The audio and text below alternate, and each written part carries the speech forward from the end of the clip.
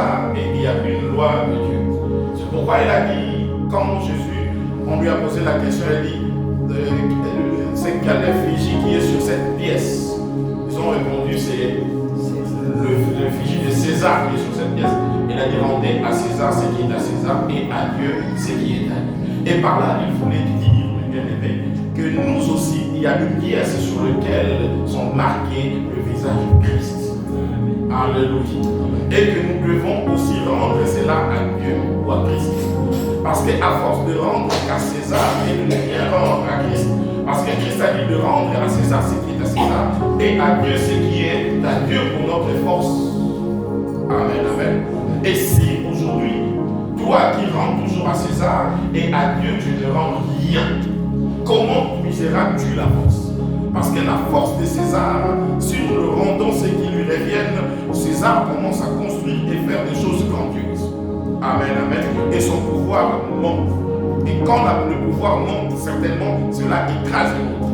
Mais nous aussi, quand nous allons montrer l'effigie de Christ, montrer combien il est mort sur la croix, montrer comment il nous a envoyé son esprit et faire en sorte que ces choses deviennent encore de plus en plus criantes. Amen, l'Angleterre viendra dire, quel Dieu servez-vous? Amen, amen. Alléluia. Elle cherchera à comprendre quel est le Dieu que nous servons. Parce que tout simplement, nous avons eu l'attitude de rendre à Dieu ce qui est à lui. Aujourd'hui, notre Dieu perd l'efficacité. César va perdre aussi l'efficacité si les contribuables ne font pas le travail. Donc, il y a la pauvreté du gouvernement, de la société.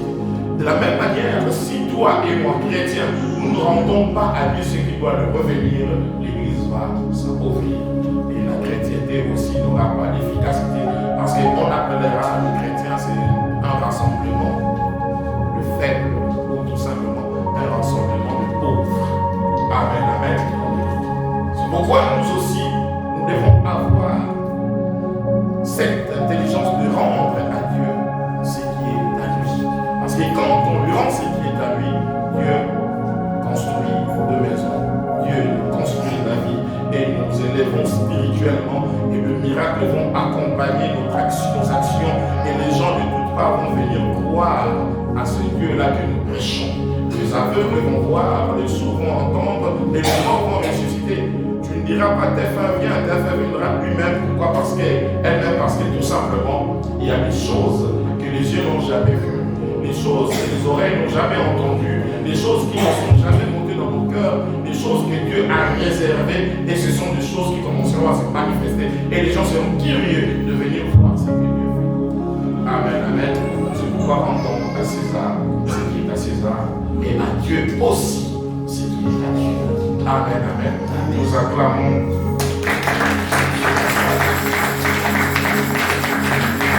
Alléluia. De notre frère Jules, nous acclamons le Seigneur.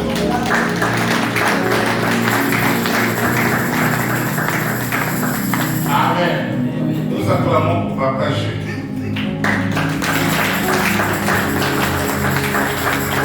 Que Dieu te bénisse. Amen, amen. Développez vos inspirations comme ça à la jeunesse. Et je crois que Dieu va vous conduire, vous guider à aller loin. Amen, amen. Aujourd'hui c'est la Pentecôte. Dis encore à ton voisin, aujourd'hui c'est la Pentecôte. Amen, amen. Aujourd'hui c'est la Pentecôte. Mais bien aimé, la Pentecôte aujourd'hui c'est une grande fête. Amen. Et c'est pourquoi je veux que tout un chacun soit dans la joie. Amen, amen. Et chacun de nous, mes bien-aimés, ait un sourire. Chacun de nous, mes bien-aimés, puisse avoir un certain bonheur d'être en ce lieu. Amen, amen. Pourquoi la Pentecôte? La Pentecôte, c'est la troisième convocation de Dieu. La première convocation, nous savons, il y a le pain sans le pain sans levain. Et la troisième convocation, c'est la Pentecôte. Amen, amen. En fait, la Pentecôte, mes bien-aimés, c'est un grand événement. Et cela n'a pas commencé les jours de la Pentecôte, mais avant que la Pentecôte arrive, il y avait un esprit de la Pentecôte qui existait. Et dans cet esprit de la Pentecôte, même l'a souligné, c'était la fête de jubilé. Alléluia. Et cette fête de jubilé, mes bien-aimés, faisait à chaque 50 ans que la personne qui possédait un esclave était obligée de le libérer. Amen, amen. C'est-à-dire, c'est un jour où Dieu est en faveur de toi. Amen, amen. C'est un jour où, mes bien-aimés, tout ce qui a été bloqué doit être débloqué sans autre forme de procès. Tu n'as pas à faire des exercices parce que c'est une déclaration scellée par Dieu. Amen, amen. Chaque 50 jours, chaque 50 ans, même si tu l'avais acquis à un prix élevé, l'esclave qui était dans ta maison doit être libre. Amen, amen. Alléluia. C'est pourquoi, dans cet esprit de jubilé, qui faisait que la personne qui ne possédait pas de terre puisse avoir le privilège aussi d'en avoir. Amen, amen. C'est-à-dire la personne qui n'était rien après sa libération, cette personne ne peut jamais revenir esclave. Alléluia. Quand tu es affranchi, tu es réellement affranchi. Et la Bible nous dit, si le Fils vous affranchit, vous êtes réellement libre. C'est-à-dire quand on parle de la réelle liberté, cela veut dire que peu importe les circonstances, il est impossible que tu reviennes encore esclave. Lorsque l'action de Christ agit dans ta vie ou te libère, mon frère, tu es libéré pour toujours. Alléluia. Dis à ton voisin, je suis libre, totalement libre. Complètement libéré. Alléluia. Complètement libéré. Il suffit seulement qu'il y ait l'action de Christ bien-aimé dans ta vie. La liberté est totale.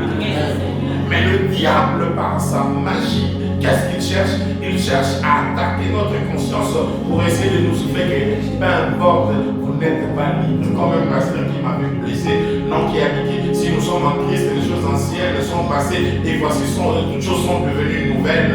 Il ne suffit pas. Et il a prêché encore, j'étais là. J'avais mal au cœur. Tout simplement, mes bien-aimés, en ces derniers temps, il y a la Pentecôte, vivons cela. Les gens cherchent à nous incriminer et à dire que tu es toujours dans tes chaînes, prisonnier, pour que toi, tu puisses seulement être à leur merci. Tu peux vivre ta liberté. Christ est la Bible pour la liberté. Si quelqu'un veut dire et comprenne, non, je suis libre. Dieu m'a libéré. Alléluia. La Pentecôte, on appelle ça fête de jubilé, on appelle ça fête de la semaine, car la semaine comporte 7 jours, et 7 jours, cela veut dire une semaine parfaite. C'est-à-dire, comme Christ vous a franchi, il vous a franchi le lundi, le mardi, le mercredi, le jeudi, le vendredi.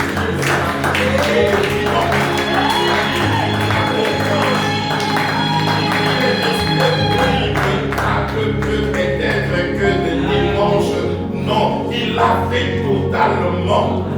Alléluia. Il l'a fait totalement. La liberté. Il a donné à ceux qui ne possédaient pas de terre d'en posséder, à ceux qui n'avaient pas de la valeur d'en avoir, à ceux qui n'étaient pas guéris d'être guéris, à ceux qui n'avaient pas aussi, je ne sais pas, du travail pour qu'ils puissent travailler. Il nous a vraiment libérés. Alléluia. Parce que nous ne voyons pas la grandeur de la liberté. Lorsque nous allons comprendre la grandeur de la liberté de Christ, nous allons comprendre que nous évoluons très bas. Amen, amen. Et nous devons encore plus monter. Amen, amen, amen. Nous devons monter. Alors comment nous allons le faire? La Bible nous dit dans le livre de Matthieu chapitre 27, verset 15. Amen, amen. Matthieu 27, verset 15. Nous allons lire ce beau passage.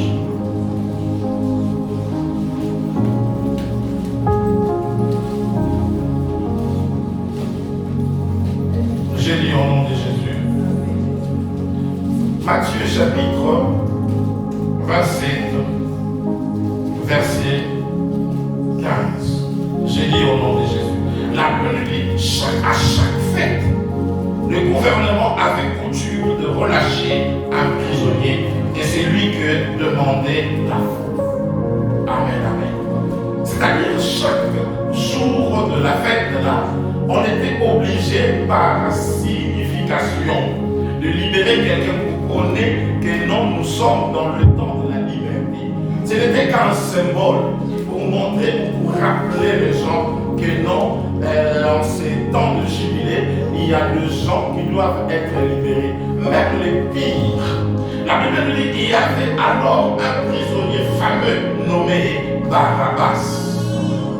C'est nommé Barabbas comme ils étaient assemblés, Pilate leur dit, lequel voulez-vous que je vous relâche, Barabbas ou Jésus qu'on appelle Christ? Amen, amen. Et la foule a crié, libérez Barabbas et crucifiez Jésus. Amen, amen. Barabbas, mes bien-aimés, veut dire fils du maître. Alléluia. Le fils du maître. La Bible nous dit Jésus est venu ici pour chercher les enfants de Dieu qui ont été perdus, c'est-à-dire le fils du maître. Amen, amen. Ce jour-là, son objectif était de sauver le fils du maître. Or, le fils du maître, c'était Barabbas. Alléluia. Aujourd'hui, je parle à un fils du maître. Aujourd'hui, je parle à un enfant de Dieu. Celui qui est le maître de l'univers. Celui qui a fait les cieux et la terre. C'est lui qui t'a créé à son image et à sa ressemblance. Alléluia. Christ est venu. Il a pris l'option de la croix. Il a accepté d'être flagellé pour sauver Barabbas. Amen, amen. Barabbas n'a fait aucun effort. Barabbas était coupable. Barabbas voulait bien monter sur la croix. Barabbas savait que tout le monde le détestait. Alléluia. Mais peu importe, le monde peut le détester. Mais un enfant de Dieu, le fils de son père, le fils du maître, a toujours été dans le cœur de son père. Souvenons-nous de ce monsieur qui est l'homme qu'on appelle le fils prodigue. Bien qu'il était parti, mais le cœur de son père n'était pas à l'aise. Et le regard de son père était toujours focalisé, fixé vers là où son fils était parti. Peu importe là où il marchait, son regard était toujours où mon fils était parti à gauche. Il n'a jamais quitté son regard de vers gauche. Mais bien aimé, Dieu ne dort pas. Il a dit pour l'amour de Sion, je ne fermerai pas les yeux. Dieu a toujours les yeux braqués vers là où tu es. Dieu a toujours les yeux braqués vers là où tu es parti. Même si tu es dans le péché le plus profond, Dieu te regarde. Il te voit. Alléluia. Et quand ce fils a eu le courage, il a dit, je retourne vers mon Père. Alléluia. Parce que je connais mon Père. Peu importe ce que je fais, il ne m'abandonnera pas. C'est ce que je fais, il ne me rejettera pas. Même les gens, les esclaves, mangent bien dans la maison de mon Père. Mon Père aide merveilleusement les gens. Donc j'irai auprès de mon Père. Il a pris la décision. Il a commencé à rentrer, à retourner. Comme le Père avait toujours le regard fixé vers là où était parti son enfant. Et de loin, il a compris que c'est lui-là. Malgré que les amis n'étaient pas bons, il a compris que c'est lui-là. Malgré que la séparation a été, il a compris que c'est lui-là. Ce bien mon fils. Au lieu d'attendre que le fils vienne et qu'il est parti vers le fils. C'est ce chemin que Jésus, qui t'a attendu là-haut, il est descendu parce que les yeux de Dieu étaient fixés vers toi. Les yeux de Dieu étaient frappés vers toi. Les yeux de Dieu étaient toujours en train d'observer le chemin vers où tu étais parti. C'est pourquoi ce chemin est bien élevé. Aujourd'hui, il y a une décision à prendre. Alléluia. Aujourd'hui, Dieu te voit venir. Aujourd'hui, accepte que Dieu vienne aussi vers toi. Aujourd'hui, c'est l'action. Le jubilé, c'est l'action. Ou le Saint-Esprit, c'est l'action de Dieu vers toi. Alléluia. Parce que l'homme, en fait, ne sait pas. L'homme ne comprend pas. C'est pourquoi le Saint-Esprit, c'est cette action de Dieu vers l'homme. Alléluia. L'action de Dieu vers toi. L'action de Dieu, parce que ce qu'il va faire dans ta vie, tu ne le connais pas. Amen, amen. La Bible de ces jours-là, ils étaient tous enfermés dans une chambre haute. Ils ne savaient pas ce que ça allait se passer, ce que ça va être. Mais la Bible nous, pendant qu'il priait, c'est-à-dire c'est une démarche qu'il faisait. Et tout d'un coup, un bruit est venu.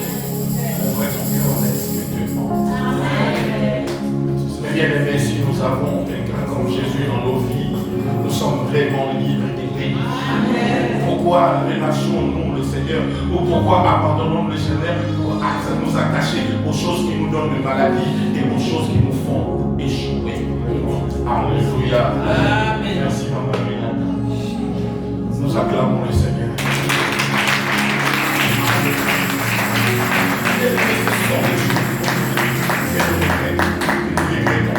Jubilé de Dieu est là. C'est Dieu qui fait sa démarche vers toi. Il ne tient pas compte de ce que tu es, de ce que tu étais ou de ce que tu as fait. Il regarde tout simplement son amour. La Bible dit dans le livre de Jean, chapitre 3, verset 7, l'amour de Dieu est tellement grand qu'il a eu à donner son Fils, son unique, afin que quiconque, peu importe, croit en lui, ne périsse point, mais qu'il ait la vie éternelle.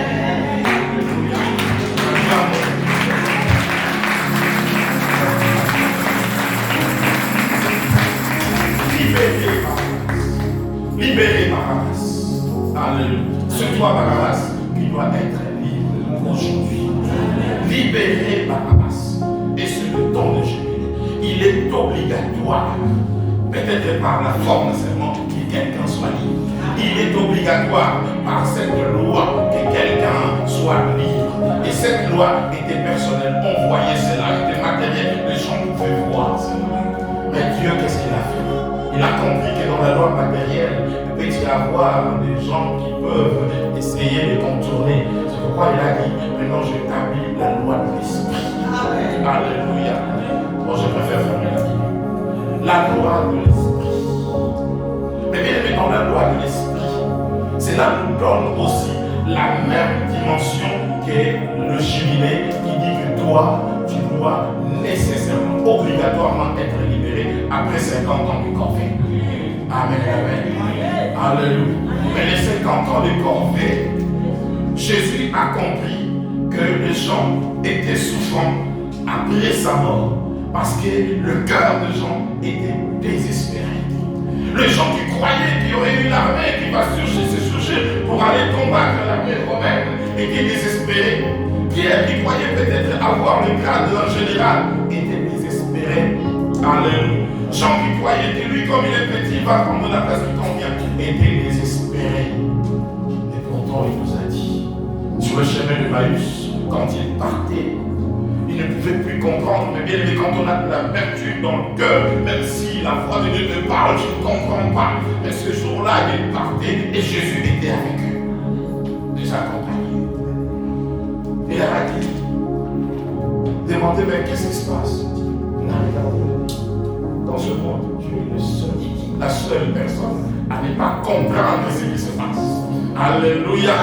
Bien aimé, il est le seul à ne pas comprendre ce qui se passe comme les gens pensaient. Or, c'est lui qui connaissait tout ce qui s'est passé et il parlait à ses serviteurs.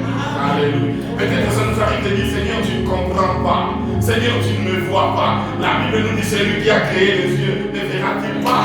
Seigneur, pourquoi tu ne parles pas? C'est lui qui a créé la bouche. N'a-t-il pas parlé? Alléluia. Seigneur, j'ai prié que tu n'entends pas. C'est lui qui a créé les oreilles. Il a dit, j'ai créé l'homme à mon image. Si tu écoutes, Dieu écoute. Si tu vois, Dieu voit. Si tu parles, Dieu parle. Si tu marches, Dieu marche. Et si tu touches, Dieu touche. Alléluia. C'est-à-dire tout ce que tu fais, c'est l'image de Dieu. Tout ce que tu fais, Dieu le fait. Alléluia. Tout le mouvement, Dieu le fait. Si tu marches, Dieu marche. Si tu touches, Dieu touche. Si tu parles, Dieu parle. Si tu sens, Dieu sent. La tristesse, tout comme la joie. La Bible nous dit, la joie de l'éternel sera notre force. C'est-à-dire quelque part, Dieu peut avoir la joie. La Bible nous dit de ne pas attrister les sacrifiés. C'est-à-dire quelque part, il y a des sentiments de Dieu qui peuvent aussi être affectés. Alléluia. Mais bien aimé, il est comme toi. Je pense à David quand il était chez moi, combien de la manière des hommes, Dieu prend soin de ses enfants. C'est-à-dire avec un cœur de père. Il peut voir, il a dit non, David, toi tu t'es calme, il y aura quelqu'un qui va le faire à sa place parce que je te comprends. Il nous comprend. Amen, amen. Mais les disciples n'ont pas compris qu'ils étaient avec la personne qui comprend mieux les choses. Pendant qu'ils étaient là dans leurs soucis. C'est pourquoi j'ai dit, bannis tes soucis. Regarde celui qui te parle, c'est Jésus. Alléluia. Bannis tes questionnements, regarde celui qui te parle, c'est Jésus. Si tu continues à te plaindre, à te lamenter parce que tu n'as pas encore compris la nature de celui qui t'accompagne, de celui qui te pose des questions, de celui à qui tu réponds tout simplement négatif, comme cette paralytique, 38 ans, quand on lui a posé la question, il a dit, je n'ai personne. Mauvaise réponse à une bonne question. Alléluia. Amen, amen. Quand il y a une question spirituelle qui vient, peut-être ça ne sort pas de la bouche de quelqu'un, ça peut sortir de ton cœur. Est-ce que je suis vraiment en relation avec Dieu? Tu crois que Dieu? Non, c'est Dieu qui parle dans ton cœur. Alors il faut savoir répondre. Amen, amen. Et quand ils marchaient, quand ils sont arrivés, et quand Jésus a pris la parole, la Bible nous dit, leurs yeux sont ouverts. Amen, amen. Ils ont compris que c'était Jésus. Et ils ont dit, c'est pourquoi, pendant qu'il nous parlait, nos cœurs bouillonnaient. Alléluia. Le bouillonnement du cœur. Dieu, quand il parle, tu le sens. Quand il parle, tu comprends. Malgré ton état de têtu, mais Dieu te parle, tu sais qu'il te parle. Tu veux tout simplement chercher à avoir des paramètres différents pour essayer d'expliquer et de comprendre, de cajoler ton péché, mais Dieu te parle. Alléluia. Peu importe, tu peux écraser la voix qui te parle, mais Dieu, la Bible nous dit dans le jour, qu'il parle tantôt d'une manière, tantôt d'une autre, mais Dieu parle. Celui qui a fait la bouche, il parle. Alléluia. Nous devons l'écouter. Et quand ils sont montés encore, Jésus a commencé à leur révéler la promesse. Vous recevrez une puissance. Le Saint-Esprit sera sur vous. Et le 50e âge, parmi les 50, c'est le dernier, parce que dans cette semaine, cette fois 7, ça fait combien? 49. Et le dernier jour, le jour suivant, c'est-à-dire l'unique jour qui s'écarte de la semaine. Amen, amen. Ils ont fait cette semaine, c'est de la perfection totale. Et l'unique chose qui s'écarte de la perfection charnelle, c'est la gloire de Dieu. Amen, amen. Et bien aimé, tu peux être performant, tu peux être réticulé, alléluia, si tu ne vis pas le 50e jour, c'est-à-dire le jour où l'Esprit de Dieu te prend et commence à faire de toi comme Dieu. Alléluia. C'est le jour où les éclats tombent de tes yeux et tu commences à voir comme Dieu. Il a dit à Jésus, vois. Et Jésus a commencé à voir. Il a dit, qu'est-ce que je dois voir? Voir combien je délivre, Jéricho. Regarde combien je délivre de vaillants. Pendant que Dieu le livrait ces choses, Josué était encore là en train de contempler et d'essayer de voir qu'est-ce que Dieu lui montrait. Mais bien aimé, aujourd'hui, notre Dieu veut que nous puissions voir notre éternité. Alléluia. Voir signifie commencer déjà à réaliser et à le vivre. Amen, amen. Je ne suis pas dans la chaîne, je veux vivre. Alléluia. Tu m'écrases, je dis aujourd'hui, c'est la fin. Amen, amen. Alléluia. On a commencé à vivre, c'est pourquoi le 50e jour, quand ils étaient réunis, et les 50e, c'était un jour particulier, comme celui-ci. Amen, amen. Le 50e jour, c'est un jour particulier. Dis en toi-même, moi, aujourd'hui, c'est un jour particulier. Parle en toi. Ne parle pas ton voisin, parle en toi. Casse ton incrédulité, brise-la dans le nom de Jésus. Aujourd'hui, c'est la 50e jour parce que nous avons défini que c'est la Pentecôte. Amen, amen. Alléluia. 50e jour pour moi. Et ce jour-là, la Bible nous dit, ils étaient tous ensemble dans un lieu appelé chambre de porte quand le Saint-Esprit est venu. Et ce Saint-Esprit, quand il est venu, il a baptisé tout le monde de feu. Et on a vu sur chacune de tête une flamme de feu se poser. Amen, amen. Et ils ont tous commencé à parler en langue. C'était un événement. Les gens qui étaient ce jour-là à Jérusalem ont accouru pour voir ce qui se passait. Et quand ils sont venus pour voir ce qui se passait, ils en ont eu pour leur compte. Quelqu'un qui parlait de choses compliquées. Ils ont vu les gens dire des choses qui dépassaient. Mais jusque-là, tu n'as pas encore parlé des choses qui dépassent. Et nous avons connu des choses qui dépassent par Jésus, à qui on a dit, il n'y a personne qui a parlé comme cet homme. Mais bien aimé, lorsqu'on a reçu le Saint-Esprit, ils ont reçu le Saint-Esprit, ils ont commencé à parler comme personne d'autre n'a parlé. Mais bien aimé, quand on a l'Esprit en nous, mais bien aimé, on parle comme personne d'autre parle. C'est pourquoi ce jour-là, lorsqu'il parlait en langue, tout le monde était baptisé disait, les gens qui étaient venus pour aller dans le temple, ils ont changé le chemin. Le soulard vont changer le chemin. Alléluia. Les prostituées changeront le chemin. Les voleurs vont changer le chemin. Le magicien vont changer le chemin. Le marabout vont changer le chemin. Lorsque toi tu commenceras à parler dans une nouvelle dimension.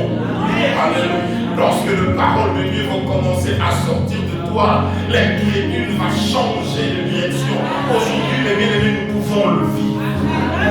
Alléluia. Nous pouvons vivre ça. Parce que c'est les gens ont suivi du bruit. Le bruit, c'est tout simplement la renommée. Le bruit, c'est ce qu'on entend de vous. Est-ce que notre renommée commence à monter sur Orléans? Je vais entendre. Est-ce qu'on parle de nous à Orléans déjà? Oui. Alléluia. Est-ce que les gens nous entendent? Est-ce qu'ils comprennent que nous sommes là? Alléluia. Amen. Est-ce qu'ils viennent? Amen, amen. Nous devons monter encore, faire de bruit, pour que même Jean-Pierre Suyer, le maire d'Orléans, l'ancien maire, amen, amen. Et comment le roi Serge. Amen, amen. Il faut qu'ils viennent, qu'ils comprennent qu'il y a quelque chose qui se fait. Et vont se venir chercher à comprendre qu'est-ce qui se passe. Et la Bible nous dit, quand ils sont venus pour comprendre qu'est-ce qui se passe, ils ont vu chacun avait sa révélation propre. C'est-à-dire chacun a entendu ces gens parler dans leur propre langue maternelle.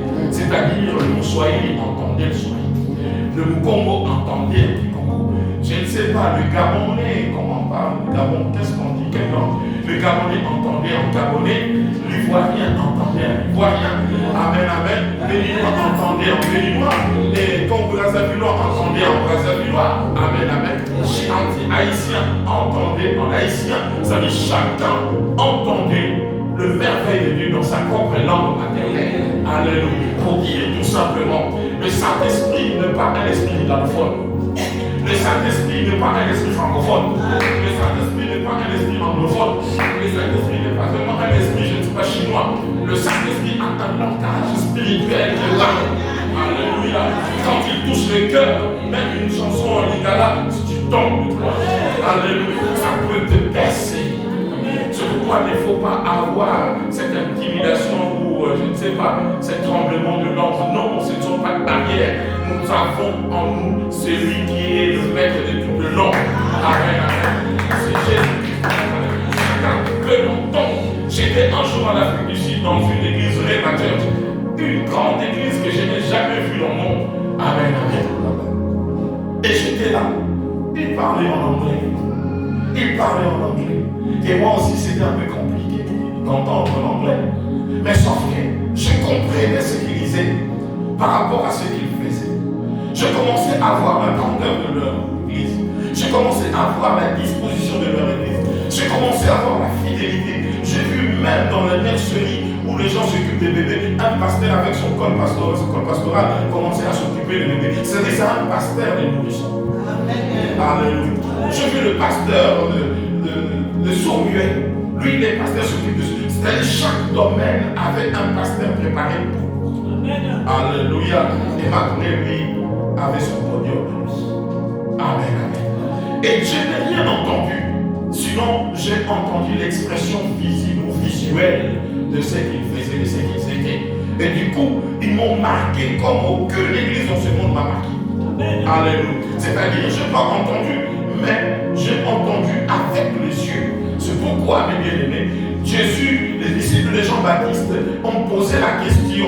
Est-ce qu'on doit, Jean a posé la question de savoir si on doit attendre, si c'est toi ou on doit attendre une autre personne.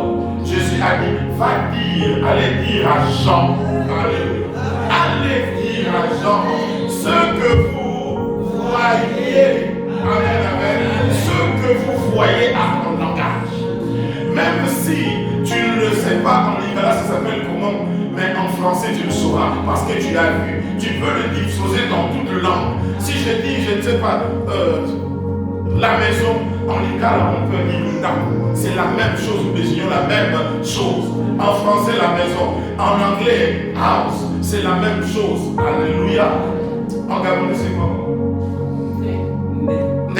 C'est la même chose. Amen, amen. En Swahili, c'est Numba. En Chiluba. Alléluia. Et nous parlons de la même chose avec des langues différentes. Amen, amen. Nous désirons la même chose. C'est comme ça que le Saint-Esprit peut fluer avec nous. C'est pourquoi ne sois pas intimidé par cette histoire de langue. Quand tu découvres que le Seigneur est là, accroche-toi. Alléluia. Quand tu découvres que le Seigneur te parle, accroche-toi. Alléluia. Peu importe là où il y a le barbare, Paul a vu son miracle dans la barbarie. Parce que quand il était là, tout le monde l'a vu comment il a été sauvé et comment il a été mordu par la vipère. Et après, les gens qui l'ont vu être mordu par la vipère se sont dit non, non, il doit être un maudit. Et quelque temps après, au lieu qu'il tombe, il ne tombait pas. Au lieu de dire, bon, ils ont changé leur langage, ils ont dit non, non, non, non, ce n'est pas un maudit, c'est un Dieu. Alléluia. Aujourd'hui, les gens peuvent accepter le mot Dieu. Amen, amen. Mais quelque temps après, ils vont dire que non, non, non, non, non, c'était pas un maudit. Alléluia. Dieu a agi. Et bien, c'est ça, quand tu déclares que tu n'es plus pauvre, tu ne l'es plus. La Bible dit lorsque vous aurez à élever les fils, vous verrez ce qu'il est capable. Amen, amen. C'est pourquoi pour y accéder dans cette grande élévation, Jésus a dit, Jean vous a baptisé de l'eau, mais moi, je vous baptise de l'Esprit. Et Jean a dit, celui qui vient après moi va vous baptiser de l'Esprit. Amen, amen. Et le feu. Alléluia. C'est-à-dire, quelque part, il y a une naissance. Nous sommes dans la chair. Nous vivons la Pentecôte. Nous vivons la Juillet. Nous avons la parole. Nous sommes réellement libres. Amen, amen. Mais nous devons aussi naître en esprit. Et quand on parle de la naissance spirituelle, c'est une loi qui vient tout simplement annuler. Parce que dans la chair, il est difficile pour que nous puissions garder notre réfectoire. Alléluia. Garder, nous connaissons Israël. En marchant vers la terre promise, ils ont maudit Dieu combien de fois? Et pourtant, ils voyaient chaque fois. Ça, c'est la nature de l'homme. Il n'a jamais été satisfait. À tout moment, il peut avancer. Et quand ça ne va pas, il dit, oh Seigneur, tu n'es pas là. Et pourtant, Dieu peut être avec toi. Sans pour autant que tu sentes ton vie. Amen, amen. Et ils se sont décidés de retourner, c'est-à-dire de écouter même le chemin de Dieu. Et pourtant, Dieu leur montrait son amour. Dieu les accompagne. Mais pourquoi? Parce qu'ils agissaient bien, que Dieu marchait avec eux, mais ils agissaient dans la chair. Amen, amen. Ils agissaient toujours dans la chair parce que la puissance de la chair continuait toujours à être manifeste. Mais pour détruire le zèbre de la chair, la Bible dit nous devons nous affectionner au désir de l'esprit. Amen, amen. Celui qui s'affectionne au désir de l'esprit est d'esprit, et celui qui s'affectionne au désir de la chair est charnel. Donc, mes bien-aimés, pour s'affectionner au désir de l'esprit, nous devons faire en sorte que le Saint-Esprit en nous puisse être manifeste. Alléluia. Et le Saint-Esprit sera manifeste tout simplement lorsque nous allons commencer à produire en nous le fruit de l'esprit. Amen, amen. Le fruit de l'esprit, quand ils seront visibles, c'est alors que le fruit de la chair ou les œuvres de la chair vont tomber. Pourquoi celui qui est baptisé réellement de l'esprit ne tombe pas dans la loi de la chair. Alléluia. Il ne tombe pas dans la loi de la chair, il ne tombe pas dans la loi de la mort, mais il tombe dans la loi de l'esprit et de vie. C'est pourquoi celui qui a reçu, je répète encore, cherchez vraiment, demandez s'il faut à recevoir, parce que l'esprit nous vaccine. Amen, amen. Quand l'esprit vient nous vacciner, il y aura une différence entre celui qui n'a pas l'esprit, ou celui qui vit du jour, autour du jour de merveille de Dieu, et celui qui a la déposition du Saint-Esprit en lui. Cette personne qui a la déposition de l'Esprit en lui, c'est-à-dire quelqu'un qui devient spirituel, est devenu un enfant de Dieu. Il est devenu un fils de Dieu. Donc, du coup, toute cette oppression, amen, amen, ça peut venir de toutes parts. Cette personne ne lâchera pas. Alléluia. Mais bien aimé, il y a des gens qui pleuvent, qui vont, qui neigent, ils ne bougent pas. Alléluia. Ils ne tremblent pas. ils sont là. Mais bien aimé, on regarde comment ça va finir. Mais en fin de compte, tu verras toujours que Dieu est à leur côté. Amen. Dieu est avec eux. Mais bien aimé, si nous pleurnichons, je pense que nous n'avons peut-être pas encore maintenant cette dimension. Jésus, pour être élevé au-dessus de la souffrance, au-dessus de toute gloire, il a porté le corps spirituel. Alléluia. C'est-à-dire, quand on porte le corps spirituel, on est vacciné, immunisé et on est au-dessus du problème. On est au-dessus de souffrance. On est au-dessus de maladie. Quand je parle au-dessus, c'est-à-dire aucune chose ne va t'impressionner. Alléluia. Il y a quelqu'un qui a expérimenté cela, ce Paul. Alléluia. Il a expérimenté comme Jésus. Et Jésus était monté. Jésus a subi ce qu'il a subi et il a pris l'option de Dieu pour monter. C'est-à-dire, il est devenu l'homme spirituel. Et Paul a dit, aujourd'hui, moi aussi je peux mourir, mais la mort pour moi c'est un bénéfice, c'est un gain. Pourquoi? Parce qu'il a dit, je n'ai pas peur de la mort, même si je mourrais aujourd'hui. Pour moi, la mort est un gain. C'est-à-dire, rien ne le fait trembler. Quand on est né de l'esprit, on devient surpuissant. Je dis pas que on devient surpuissant. Amen, amen. Quand on est surpuissant, tout le monde, toutes les entités démoniaques tremblent parce que tu es là. Amen, amen. L'homme spirituel, la Bible dit, juge de tout. Amen, amen. Il n'est pas jugé par personne parce que tout ce qu'il fait, il agit en conséquence. Amen, amen. Il le fait parce que Dieu le fait. C'est pourquoi nous devons ouvrir les yeux. Parce qu'aujourd'hui, j'ai entendu quelqu'un en train de rôter dans la boue et ainsi de suite. Et après quelques temps, il a dit non, c'est Dieu qui a permis peut-être que je roule dans la boue. Et pour Dieu dit non, non, non, quand Dieu fait dire à son serviteur, si Dieu veut que son serviteur roule dans la boue, il va lui dire. Parce qu'un serviteur ne doit pas s'enrouler dans la boue comme ça, parce qu'il ne sait pas non. Alléluia. Il a dit à un prophète de faire quoi? De marcher. Alléluia. Parce que Dieu lui a dit avant de faire. Amen, amen. Ce n'est pas qu'il l'a fait et dit peut-être. Là, je vais te rafraîchir là. Toi qui as toujours tendance à, dans tes bêtises, de dire que non, bon, c'est Dieu qui a voulu, c'est Dieu qui a fait, c'est Dieu qui a donné l'occasion. Amen, amen. Non, alléluia. Quand Dieu veut que tu fasses des choses qui doivent être contraires ou qui va choquer, il te dira, je vais choquer. Alléluia. Et tu auras des témoins à qui tu diras, regarde ce que Dieu me demande de faire. Amen, amen. Alléluia. Tu le diras. Parce que ce sont des choses audibles et tu ne peux pas le faire. Et si tu veux le faire, si Dieu veut que tu passes par ce chemin, il te dira. Il a dit aux enfants d'Israël, quand Abraham demandait, comment je vais reconnaître que je suis venu là, non, toi tu ne verras pas, mais tes enfants vont traverser la douleur de l'esclavage pendant 400 ans. Amen, amen. Il avait prévu. Dieu ne te fera pas traverser une souffrance atroce sans pour autant te lever. Amen. Alléluia. Amen, amen. C'est pourquoi, mes bien-aimés, nous ne devons pas mêler Dieu dans certaines bêtises. Il est tellement saint. Amen, amen. Donc voilà, nous ne devons pas. La Bible dit, si tu tombes dans le péché, ne dis pas que Dieu t'a tenté, parce que Dieu ne tente personne. Chacun est tenté de tomber à cause de ses propres envies. Amen, amen. Mais gloire soit rendue à Dieu, parce qu'il nous a donné le Saint-Esprit en nous pour que nous puissions surmonter toute autre puissance. Tu n'auras pas peur des sorciers. Alléluia. Tu n'auras pas peur de quoi que ce soit. Quand tu te présentes à la préfecture, à la mairie, partout, si tu as confiance en toi, si tu as l'Esprit de Dieu en toi, mais bien tu vas voir comment tu vas vivre chaque jour un miracle de la part de Dieu. C'est pourquoi, mes bien-aimés, dans ce jour de la Pentecôte, je veux que nous entrons dans la dimension de l'Esprit qui consiste, mes bien-aimés, à chercher à connaître Christ.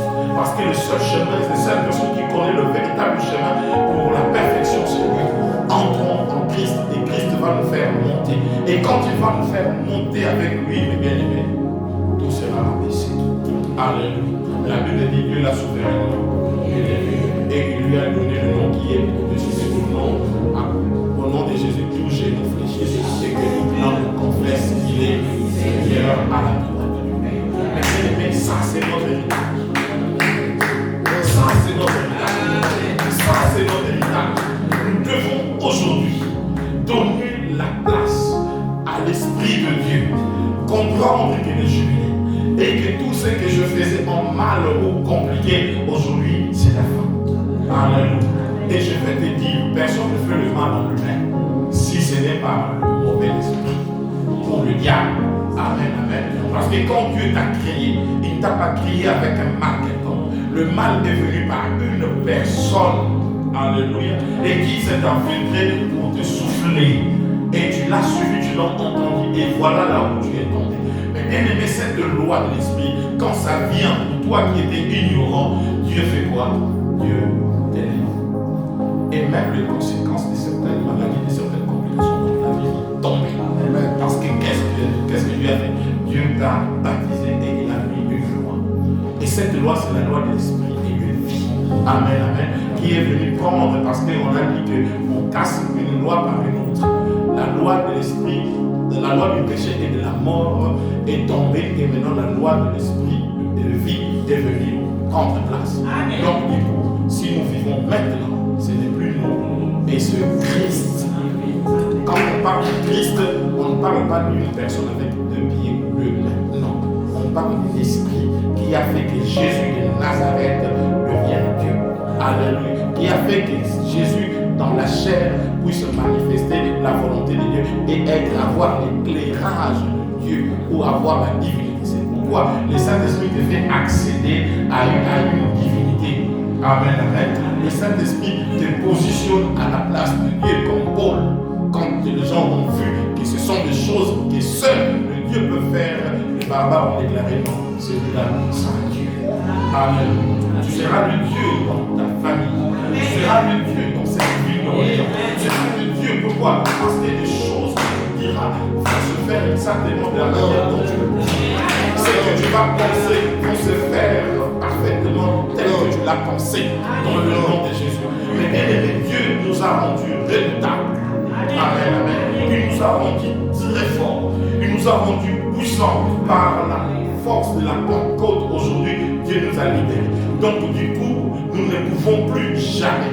Quand la Pentecôte te prend, tu ne peux plus jamais retourner. Alléluia. Quand le Saint-Esprit t'habite, tu ne retournes pas. Alléluia. Est-ce que les enfants d'Israël, malgré la volonté de retourner, est-ce qu'ils se sont retournés? Amen, amen.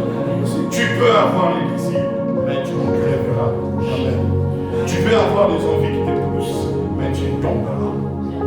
Pourquoi? Parce que tu as en toi l'Esprit de Dieu. Amen, amen. Alléluia. C'est un privilège. Et qui veut tout simplement dire, tu ne seras jamais esclave de péché. Amen, amen. Tu ne seras jamais esclave de la mort. Parce que Christ nous a libérés et c'est pour la liberté qu'il nous a donné. Et la Bible dit, l'Esprit du Seigneur est sur moi, car l'Éternel m'a oint pour annoncer la bonne nouvelle. Et c'est cette bonne nouvelle que je viens de t'annoncer. De comprendre ta liberté. C'est cette bonne nouvelle que je veux dire, que tu es réellement libre.